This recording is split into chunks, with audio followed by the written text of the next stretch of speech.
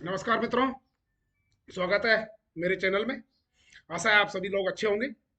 मित्रों, गंभीर मुद्दा वही हमको वीडियो बनाना पड़ रहा है आपकी तसल्ली के लिए। आपको चिंता करने की कोई आवश्यकता नहीं है। जूनियर अकाउंटेंट, भले ही पेपर में ये आ गया है कि 11 तारीख को भर्ती होगी, कंट्रोल रूम कलेक्ट्रेट ऑफिस में स्थापित कर दिया गया है, लेकिन आपको अभी इसमें चिंता करने की कोई आवश्यकता नहीं है। और आपका मैटर जो है 3 नंबर कोर्ट में आज 117, 18, 19 नंबर पर सप्लीमेंट्री कॉज लिस्ट में लग चुका है। और जब सप्लीमेंट्री कॉज लिस्ट में कोई मैटर मुद्दा लग जाता है तो वो बहुत ही महत्वपूर्ण मुद्दा होता है, इसीलिए उसको सप्लीमेंट्री कॉज लिस्ट में रखा जाता है। और चूंकि कल ही इस पर ऑर्डर किए हैं कि it should be listed in the supplementary cause list, and it is listed already in court number 3। Definitely इसमें सुनवाई होगी, इसमें कोई डाउट नहीं है। और आज बिल्कुल क्लियर है मामला, कोई छुट्टी छपाटी का कोई लेना देना नहीं है। इसलिए हमने सोचा कि आपको राहत देने के लिए ये जो है संदेश आपको आप तक पहुंचा दें, क्योंकि लगातार मेल, लगातार फोन, व्हाट्सएप, तो हमने सोचा कि कॉमन वीडियो क्यों नहीं बना दिया जाए। सो आप लोगों को कुछ नहीं करना है। आप मेंशन भी यदि नहीं करेंगे तो भी सप्लीमेंट्री कॉज लिस्ट पर सुनवाई होती ही होती है। यदि मेंशन कर देते तो बहुत अच्छी बात है, अदरवाइज तो supplementary cause list will be heard, definitely it will be heard. हम आपको अपडेट करते रहेंगे। I will be there in the high court. So आपको चिंता करने की आवश्यकता नहीं है। मस्त रहिए, आनंद लीजिए, स्टे होगा मोस्ट प्रोबेबली। भगवान पे भरोसा रखिए। तो हम जो है माननीय जजेज के अंतर्गत जो है ऊपरी आत्मा का दर्शन करते हैं, भगवान का दर्शन करते हैं, वो भगवान के रूप में होते हैं।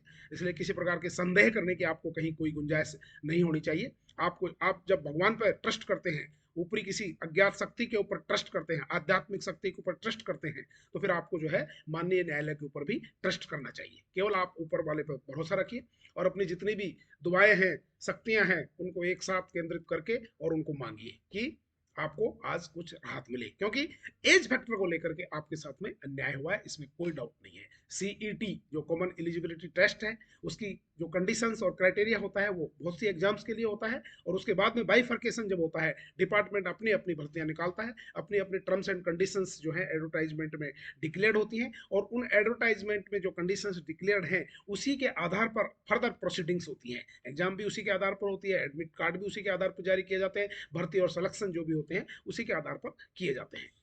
सीईटी में कोई जरूरी नहीं है कि इंटरव्यू का चैनल भी अडॉप्ट किया जाए, ऐसा कहीं नहीं लिखा हुआ है। लेकिन इनमें एडवर्टाइजमेंट की कंडीशन में लिखित परीक्षा भी हो सकती है, उसके साथ साथ इंटरव्यू भी हो सकता है, या दोनों भी हो सकती है, या एक हो सकती है।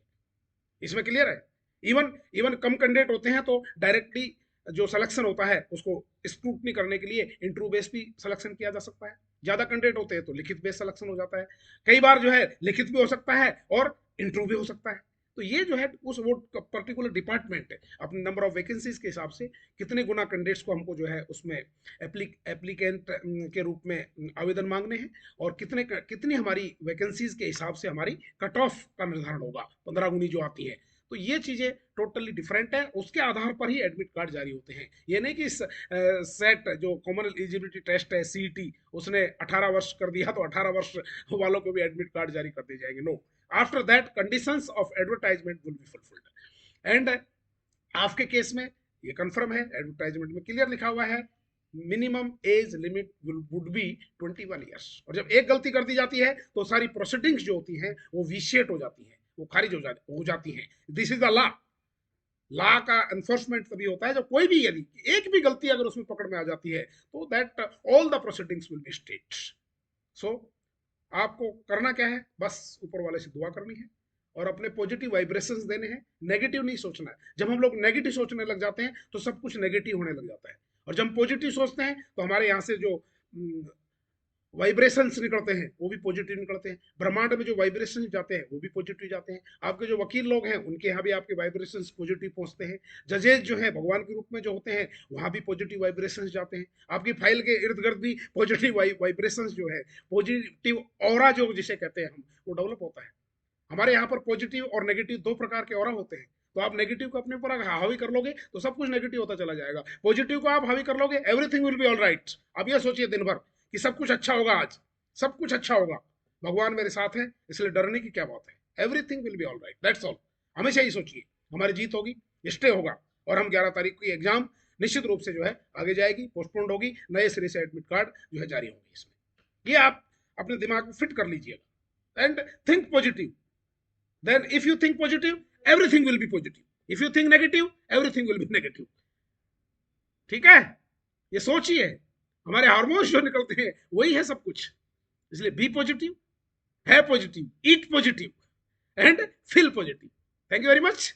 यदि कोई समस्या आई, I will definitely share with the new and another video. Thank you, have a nice day. कृपया मेरे चैनल को सब्सक्राइब करें और लाइक करें, दैट्स ऑल, ताकि सब लोगों को इसका जो है बेनिफिट मिले, सब लोग जो है न्याय से वंचित ना रहें और सब लोगों को न्याय मिले। हमारा पर्पज यही है कि कोई भी जो है दूर दराज तक का आदमी, दूर दराज तक का कैंडिडेट न्याय से वंचित नहीं रहना चाहिए।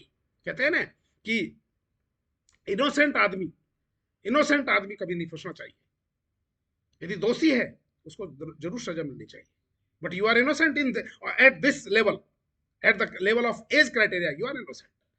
सो मैं भी दुआ करता हूं, आप भी दुआ करिए कि 11 तारीख की जो एग्जाम है वो स्टे हो जाए and you will get something today.